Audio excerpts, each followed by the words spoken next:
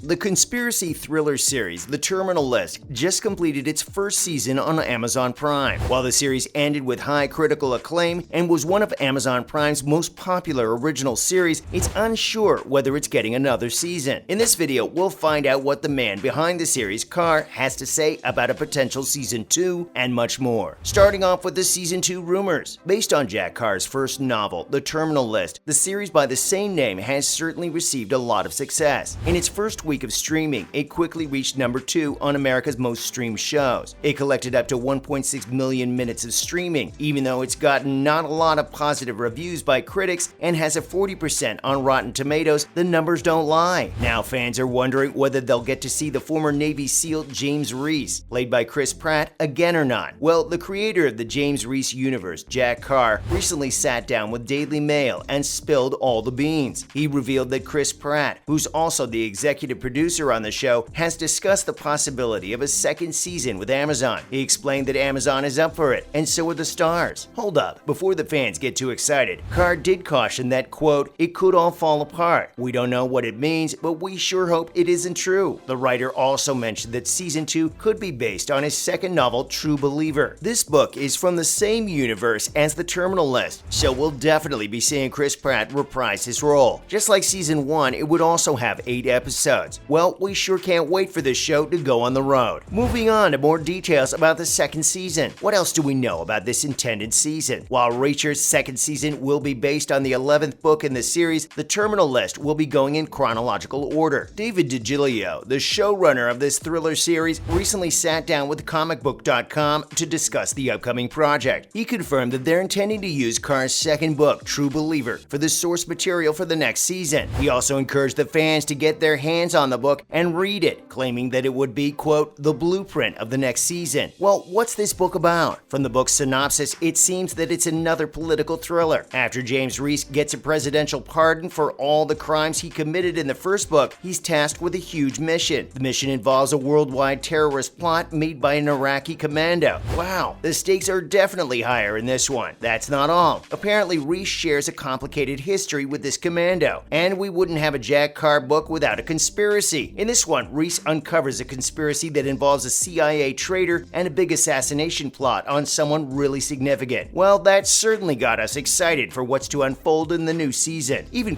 Pratt got us excited about all the Carr books. In another interview, he disclosed that he's read all 5 of his books and wants to do more adaptations of them, so that definitely confirms his involvement in the next season. But before we get carried away, when is the next season actually going to start filming? Well, so far, there hasn't been any official word on the next season by Amazon Prime. They haven't given the go-ahead for it to start its pre-production phase. We can't understand why, since the showrunners, the writers, and the stars have confirmed their interest in the next season. Most of all, fans are eager to see their favorite Navy SEAL return to the screens for another mission. But Amazon still hasn't ordered another season for this successful show, which is unlike their past decisions. After seeing the success of Reacher, Amazon immediately ordered the second season, just days after it premiered. So The Terminal List has been out for almost 2 months now, and there's been no indication of it getting a new season.